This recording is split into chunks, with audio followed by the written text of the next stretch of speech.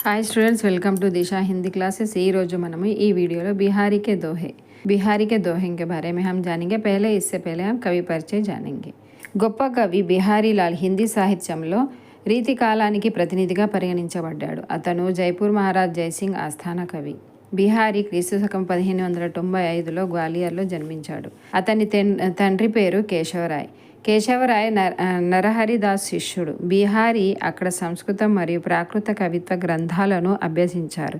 తరువాత అతని తండ్రి కుటుంబము మొత్తం మద్ర వచ్చేశారు. బిహారీ ప్రసిద్ధ పుస్తకము సత్సై. బిహారీ సత్సైలో ఇందులో శృంగార రస్ గురించి తెలపడం జరిగింది. అనుభవాలు, సంభాషణాత్మక భావాలు మరియు హావభావాల గురించి ఉదాహరణలు ఇందులో ఈ దోహాల్లో కనిపిస్తాయి. బిహారీ కవిత్వం అప్పటి కాలానికి అద్దం. అతను ప్రాథమికంగా అలంకరణ మరియు అందానికి సంబంధించిన కవి.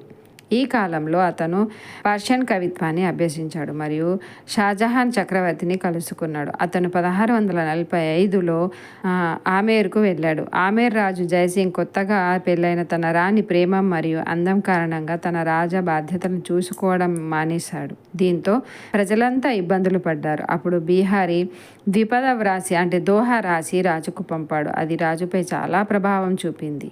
ఈ సమయంలో పుప్పొడి లేదు, తీపి తేనె లేదు, పెరుగుదల లేదు. అంటే ఆ దోహ ఏమిటంటే నహిం పరాగ్ నహిం మధుర మధు నహిం వికాస్ ఇహిం కాల్ ఉలీ కలీహి సో వింధ్యో ఆగే కౌన్ హవాల్. ఇలా తను రాశాడు. ఈ సత్సైలో 700 ద్విపదుల సంకలనం. అంటే బిహారీ 1663లో మరణించాడు. ఆయన కీర్తికి ఆధారమైన రాసిన సత్సై పుస్తకం ఇది. ఈ సత్సైలో 700 ద్విపదులు సంకలనం చేయబడ్డాయి. ద్విపద మొత్తం అలంకార భావనతో నిండి ఉంటుంది. ఆయన ప్రతి ద్విపద హృదయాన్ని హత్తుకుంటుంది. ఈ విషయంలో కూడా చెప్పబడింది.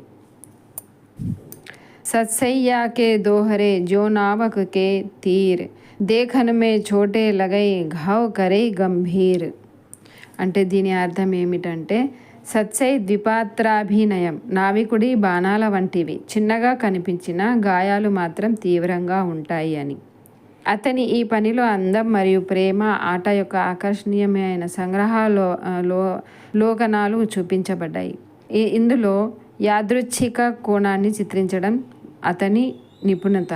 రుచిని మార్చడానికి భక్తి విధానం మరియు స్వభావం ఆధారంగా దోహా కూడా ఉపయోగించబడ్డాయి. అందుకే బిహారీ సత్సైలో అలంకారము, భక్తి మరియు విధానం యొక్క అందమైన సంగమం ఉంది. అతనికి బ్రజ్ భాష కూడా తెలుసు. ఇందులో సమర్పించబడిన ద్విపదలలో బిహారీ నైతికత, భక్తి మరియు సౌందర్య భావాలను అందంగా వర్ణించబడ్డాయి. మొదటి దోహా. सोहत ओढ़े पीत पद श्याम सलोने गात मनौ नील मणि शैल पर ఆతపు పర్యవ్ ప్రభాత్.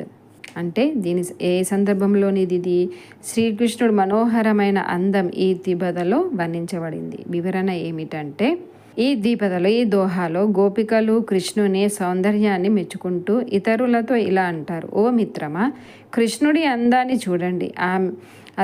తన అందమైన ముద్ర శరీరంపై పసుబట్టలు ధరించి ఆమె అందాన్ని మరింత ఆకర్షిస్తోంది. తెల్లవారుజామున నీలమణి పర్వతంపై సూర్యుని పసుపు కిరణాలు పడినట్లు అందంగా తయారవుతున్నాయి. శ్రీకృష్ణుడి యొక్క అందాన్ని గురించి ఇందులో వర్ణించడం జరిగింది. విశేషత ఏమిటంటే నీలమణి పర్వతం శ్యామ్తో పోల్చబడింది. శ్యాముడితో అంటే కృష్ణుడితో పోల్చబడింది. నీలమణి పర్వతం మరియు కృష్ణుడి మధ్య సారూప్యతను చూపించబడింది. ఇందులో అలంకార భావన కలుగుతుంది. రెండవది జగత్తు జనాయౌ జిహిం సకలు సోహరి జాయున్యో నాహిం జోం ఆఖిను సబ్ దేఖియౌ ఆఖి న దేఖి జాహిం. ఈ దోహాలో బిహారీ అంటే ఇందులో కవి ప్రాపంచిక విషయాలను తెలియజేసిన అంటే సాంసారిక విషయాలను ఇందులో వివరణ ఏమిటంటే వ్యాఖ్య ఏమిటంటే లోకానికి అన్ని విషయాలు తెలుసు, కానీ భగవంతుని గమనించిన జ్ఞానం మరియు అతని భక్తి భావాలు తెలియవు అని కవి చెప్పాడు. ఉదాహరణకు మీ కళ్ళు ప్రపంచం మొత్తాన్ని చూస్తాయి, కానీ మిమ్మల్ని మీరు చూడలేవు అని దీని అర్థం. ఇందులోని లక్షణాలు ఏమిటంటే భాష బ్రజభాష, భక్తి భావాలు వ్యక్తమవుతాయి. మూడవది శీసు ముకుట కటి కాచని కరుసు మురళీ ఉరుమాల్ ఎహింబానకమో మన బసౌ సదా బిహారీ లాల్. ఇందులో శ్రీకృష్ణుడి సౌందర్యం గురించి వర్ణించబడింది. వివరణ ఏమిటంటే, శ్రీకృష్ణుడి సౌందర్యాన్ని వర్ణిస్తూ కవి, నీ తలపై నెమిలి కిరీటం, మెడలో మాల, నడుముకి కట్టిన ధోతి, చేతిలో వేణువు, ఇవన్నీ నీ అందాన్ని ఇనుమడింపజేస్తున్నాయని చెప్పారు. ఈ అందంతో నువ్వు నా మనసులో నివసించు అని కవి శ్రీకృష్ణ భగవానుడితో వేడుకుంటాడు. ఇందులో విశేషత ఏమిటంటే, ప్రదర్శన యొక్క అందం వివరించబడింది. తన భావోద్వేగాన్ని వ్యక్తపరుస్తాడు. బ్రజభాష ఉపయోగించబడింది. 4వ దోహ. బతరస్ లాలచ్ లాల్ కి మురళీ ధరీ లుకాయి, సోహం కరే భోనహు బోహను హంసై దైన్ కహైం నటి జాయి. అంటే దీని సందర్భం ఏ సందర్భంలో అంటే, గోపికల ప్రేమ వర్ణించబడింది మరియు తుంటరి గోపికలు మరియు రాధ గురించి ఇందులో వర్ణించడం జరిగింది. వ్యాఖ్య ఏమిటంటే, గోపికలు శ్రీకృష్ణుని కిచకిచ స్వరాన్ని వినాలనుకుంటున్నారు. అంటే అతని మురళి యొక్క తోతిలి ఆవాజ్ అంటే తన యొక్క వాయిస్ని వినాలనుకుంటున్నారు. అతనితో మాట్లాడాలని ఉంది.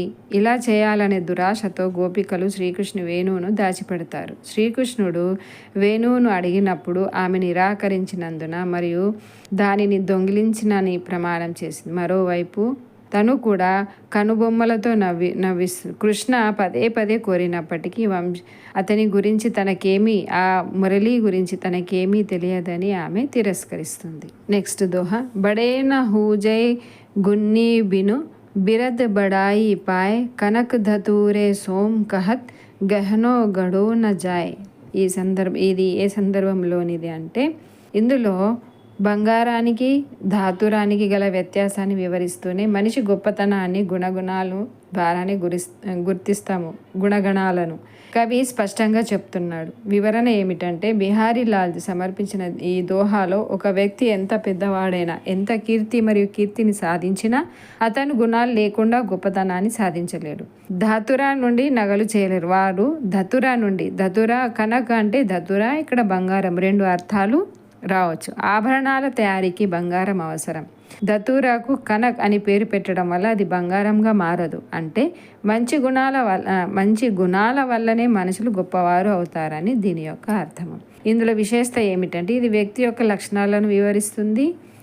Next one. కైసే ఛోటే నరను తైం సరత్ బడను కే కామ్, మడయౌ దమామౌ జాతు క్యోం కహి చూహే కైం చామ్. ఇది ఏది సందర్భంలోనే అంటే, ఈ పంక్తిలో మనిషి సహజ సిద్ధమైన గుణాలు వివరించబడ్డాయి. ఇందులో వివరణ ఏమిటంటే, పై పంక్తి ద్వారా చిన్న బుద్ధి గలవారు, అల్పబుద్ధి గలవారు గొప్పవారు కాలేరని చెప్పాడు. ఎలుక చర్మంతో ఏ గొప్ప వస్తువును తయారు చేయలేదో అదేవిధంగా తెలివి తక్కువ వ్యక్తికి జ్ఞానం సంపాదించి ధనవంతుడు అవుతాడు, కానీ అతను గొప్పవాడు కాలేడు. అందువల్ల ఎప్పుడూ మంచి గుణాలను అలవర్చుకోవాలని దీని యొక్క అర్థము. ఇందులో విశేషత ఏమిటంటే, తెలివి తక్కువతనాన్ని త్యజించాలని సందేశాన్ని ఇస్తున్నారు. మంచి లక్షణాలు మాత్రమే అలవర్చుకోవాలని సందేశం ఇందులో ఇవ్వడం జరిగింది. Next one. జపమాల ఛాపై తిలక్ సరైన ఏకౌ కామ్, मन कांचे नाचे वृथा सांचे రాంచే రాము. जो సందర్భ है ప్రాపంచిక జ్ఞానాన్ని బయటకు తీసుకురావడానికి ప్రయత్నించారు. ఇందులో దీని వివరణ ఏమిటంటే, బిహారీజీ ప్రకారము బాహ్య ప్రదర్శన మరియు కపటత్వం పూర్తిగా పనికిరానిది.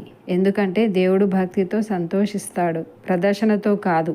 మంత్రోచ్చారణ, మాలలు ధరించడం, తిలకం పూయడం ఇవి వంచనలు మరియు ఈ రకమైన కపటత్వం ద్వారా భగవంతుడిని పొందలేరు. ఒక వ్యక్తి మనస్సు సంచరిస్తూనే ఉన్నత కాలం మనసు నాట్యం చేస్తూనే ఉంటుంది. అంటే అతని మనస్సు గాజు, అప్పటి వరకు భగవంతుడు పొందలేడు. కాబట్టి ఒక వ్యక్తి అన్ని వంచనను తొలగించి నిజమైన హృదయంతో దేవుణ్ణి ఆరాధించాలని అర్థం. ఇందులోని విశేషాంశాలు ఏమిటంటే, ఇందులో బ్రజభాషను ఉపయోగించడం జరిగింది. ఇది భక్తి మరియు నైతిక ద్విపద. 8వది. కహత్ సబై బేంది దియై ఆంకు 10 గుణౌ హోత్, తియులిలార్ బేంది దియై అగ్నితు బడతు ఉదోత్. ఇది ఏ సందర్భంలోనంటే, ఆత్మను పవిత్రంగా ఉంచుకోవాలని, మనస్సును శుభ్రంగా ఉంచుకోవాలని సందేశం ఇవ్వడం జరిగింది. దీని వ్యాఖ్య ఏమిటంటే, లోకంలో అందమైన వారు, అందవిహీనమైన వారు కూడా ఉంటారని కవి చెప్పారు. మనం ఎవరి మధ్య వివక్ష చూపకూడదు. కాబట్టి మన ఆలోచనలు మన మనసు ఉన్నట్టే ఉంటాయి. అదేవిధంగా మనం చుట్టూ రూపాన్ని చూస్తాము. అందుచేత ప్రపంచాన్ని నిర్మలమైన మనసుతో చూస్తే వికారమైన వ్యక్తులు కూడా అందంగా కనిపిస్తారు. దీనిలోని లక్షణాలు మానవ స్వభావాన్ని వివరిస్తుంది. మనస్సును స్వచ్ఛగా ఉంచుకోవాలనే సందేశం ఇవ్వడం జరిగింది. 9వది బడత్ బడత్ సంపత్తి సలీలు मन सरोज बढ़ जाई घटत घटत सुना फिरी घटई బరుసమూల్ కుమిలాయి. ఇది ఏ సందర్భం అంటే సంపద పెరుగుదలతో దురాశ కూడా పెరుగుతుంది. ఇది ఇందులో వివరించడం జరిగింది. వివరణ ఏమిటంటే సంపద రూపంలో ఉన్న నీరు విస్తరిస్తున్నట్లే మనస్సు రూపంలో ఉన్న కమలం మరింతగా విస్తరిస్తూనే ఉంటుంది. బిహారీజీ ఏమని చెప్పారంటే సంపద పెరిగే కొద్దీ మనసులో కోరికలు మరింత పెరగడం మొదలవుతుంది. సంపద రూపంలో ఉన్న నీరు ఎండిపోవడం ప్రారంభించినప్పుడు మనస్సు రూపంలో ఉన్న కమలం కూడా వాడిపోతుంది. కాబట్టి మనిషి తన మనసులోని కోరికలను అదుపులో పెట్టుకోవాలి, లేకుంటే మానవ జీవితంలో ఆనందం లోపిస్తుంది అని దీని యొక్క భావము. ఇందులోని విశేషత ఏమిటంటే దురాశ మరియు దురాశలకు దూరంగా ఉండమని సందేశం ఇవ్వడం జరిగింది. లాస్ట్ది సమయ సమయ సుందర్ సభై రుపుకు రూపు నా కోయి మనకి రుచి జేతి జితై తితితేతి రుచి కోయి. ఇందులో కవి ఏమంటారు అంటే వస్తువు అందమైనది లేదా వికారమైనది అని చెప్పాలనుకుంటున్నారు. వివరణ ఏమిటంటే ఏది అందమైనది లేదా వికారమైనది కాదు, మన మనసును అలా చేస్తాడు. ఒక్కసారి అదే అందంగాను ఇంకొన్నిసార్లు అసహ్యంగాను కనిపిస్తుంది. అది మన మనస్సుపై ఆధారపడి ఉంటుంది. అంటే ఏది అందమైనది లేదా వికారమైనది కాదు, కానీ మనం అలా అనుకుంటాం అంతే. ఈ దోహాలో ద్విపద నైతికమైనది. ఇది సందేశం ఇస్తుంది మనకు. సందేశాన్ని ఈ దోహా ద్వారా మనము నేర్చుకుంటాము. సో స్టూడెంట్స్, మీకు ఈ వీడియో నచ్చినట్టయితే నా వీడియోకి లైక్ చేయండి, మీ ఫ్రెండ్స్కి షేర్ చేయండి. థ్యాంక్ యూ, ధన్యవాదములు.